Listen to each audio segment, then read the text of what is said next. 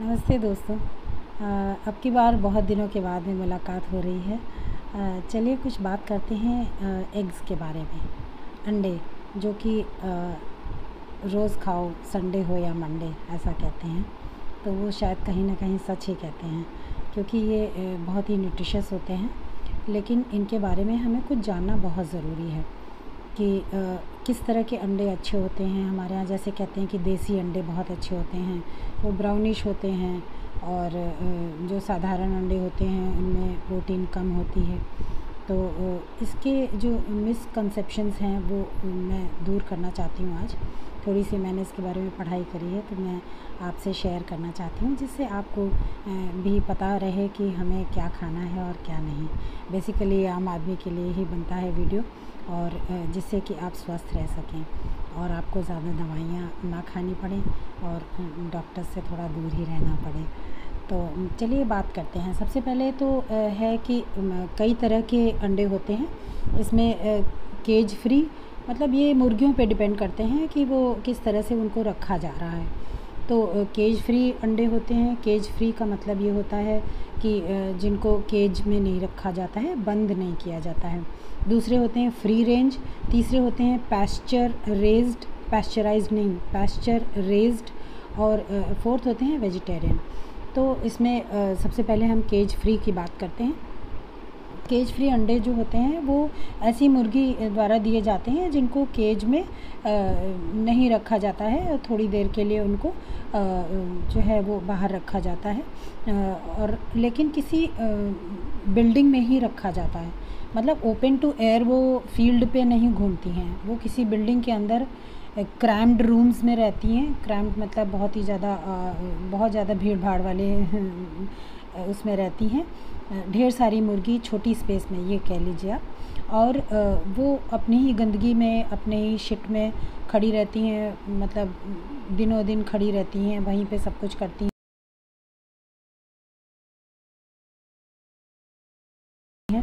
और उनको बिल्डिंग में रखा जाता है, केज में नहीं रखा जाता है, तो उनको केज फ्री कहते हैं। तो एक तो ये हो गई।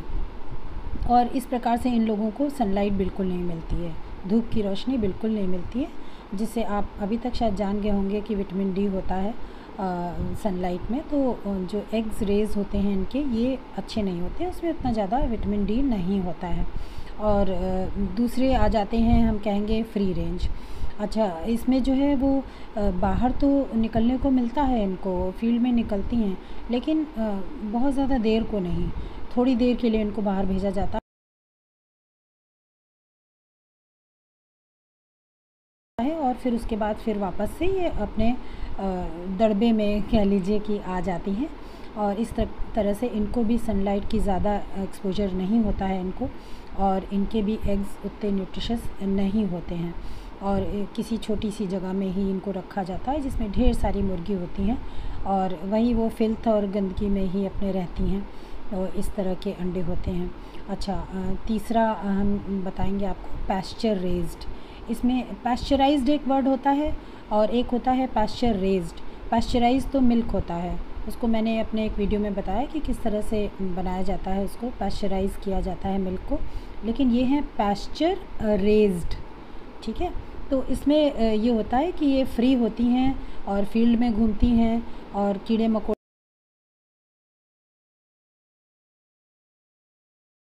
खाती हैं जो आमतौर पे मुर्गियाँ खाती हैं, और वीड्स खाती हैं, घास का कोई पार्ट खाती हैं, जो भी इनको नेचुरली ये खाती हैं वही इनको मिलता है खाने के लिए।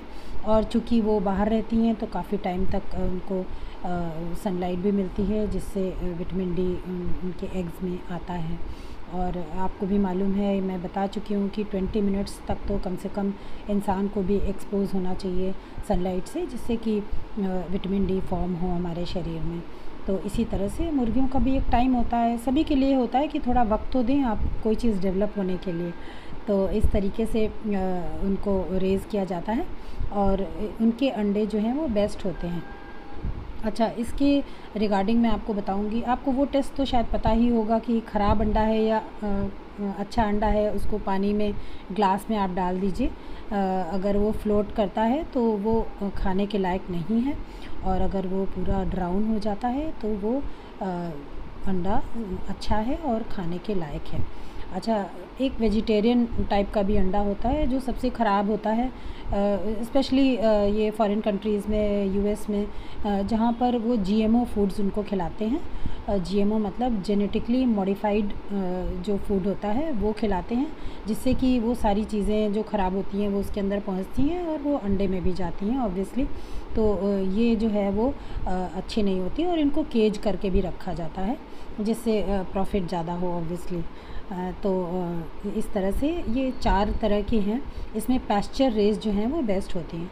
अच्छा, अच्छे और ख़राब अंडे का एक ये भी है कि जैसे हमारे यहाँ कहा जाता है देसी अंडा, that is brown in colour, the shell is brown, और उसको देसी अंडा बोलते हैं। और जो वाइट होते हैं वो ऐसे नॉर्मल एग्स होते हैं।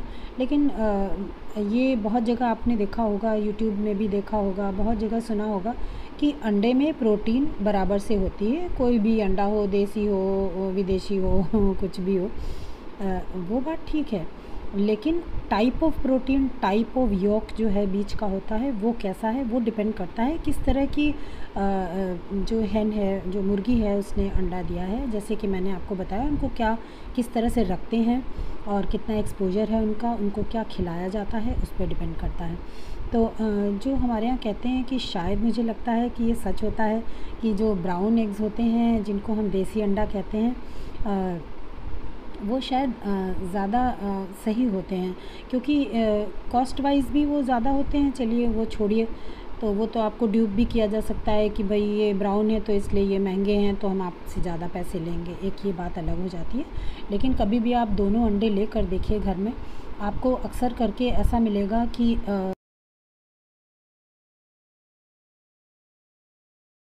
कभी कभी जो ब्राउन एग्स होते हैं उनका एक तो पहली बात यह है कि टेस्ट डिफरेंट होता है वाइट एग से। आप खाकर देखिए, आपको बिल्कुल फ़र्क नज़र आएगा। और अक्सर करके जो योक पोर्शन है वो 2 होते हैं, एक एग में 2 योक के पोर्शन होते हैं और बाकी वाइट होता है। तो इस तरह से, और चूँकि उसकी स्मेल और taste is very different from white eggs, तो शायद देसी अंडे वाली बात सही है। लेकिन आपने ये भी सोचा है कभी कि देसी जिसमें लग जाता है वो न्यूट्रिशस होता है? तो जैसे देसी दालें हैं या देसी कोई भी चीज़ हो, तो देसी मतलब कमिंग फ्रॉम अ विलेज। और मैंने जितना जाना है कि देसी का मतलब यही होता है कि उसको ऑर्गेनिक वे में ग्रो किया गया है और कम जगह पर ग्रो किया गया है, फर्टिलाइज़र्स, केमिकल्स नहीं पड़े हैं उसमें, और इस तरीके से अगर कोई चीज़ मिलती है तो वो अच्छी होती है। तो ये वैसे भी देसी वर्ड ही अच्छा है ना? तो ये आप देखिए, कभी भी आप चेक करके देखिए। और बाकी जो न्यूट्रिशन वाइज है, मैं आपको बताऊं कि इसमें ल्यूटीन और ज़ियाज़ैंथीन होती है और कैरोटिनॉइड्स बहुत होते हैं योक में, योक पार्ट में। तो और जो ये चीज़ें जो हैं ये हमारे लेंस के लिए, आइज़ के लेंस के लिए, मैक्यूला के लिए और हमारे ब्रेन के लिए बहुत इम्पॉर्टेंट है और बहुत ही इफ़ेक्टिव हैं उनकी वेलबींग के लिए। तो ये चीज़ें जो हैं बहुत इम्पॉर्टेंट होती हैं हमारी आइज़ के लिए स्पेशली। और बाकी तो प्रोटीन होता है, गुड क्वालिटी प्रोटीन या बेस्ट क्वालिटी प्रोटीन होता है एग्स में। तो ये चीज़ें होती हैं। आप ये देखिए कि कई बार कहते हैं कि यॉक हटा देते हैं, कोलेस्ट्रॉल बढ़ा हुआ है इसलिए यॉक पोर्शन नहीं खाते हैं, तो आपको एग का पूरा बेनिफिट नहीं मिलेगा। और डिटेल में तो मैं नहीं जाऊंगी, लेकिन मैं आपको बता दूं कि यॉक खाने से किसी का कोलेस्ट्रॉल नहीं बढ़ता है। उसकी डिटेल वीडियो मैंने एक डाली हुई है पहले कि कोलेस्ट्रॉल क्यों बढ़ता है और क्या कारण होता है, और हमारी हार्ट की जो आर्टरीज़ हैं, जो कोरोनरी आर्टरी है उसमें डिपॉज़िट हो जाते हैं, तो वो कैसे होते हैं, और ये मैंने अपने प्रीवियस वीडियोस में डाला हुआ है। तो इसलिए आप ये मानकर चलिए, अगर आप एग खाते हैं तो अगर आप खाते हैं तो आप 4 एग्स पर डे ले सकते हैं आराम से। और उसका योग भी ज़रूर खाइए, क्योंकि उसमें भी बहुत सारी चीज़ें हैं जो मैंने अभी मेंशन करी। और बाकी वाइट पोर्शन तो आप जानते हैं कि प्रोटीन होता है, तो वो बेनिफिशियल होता ही है।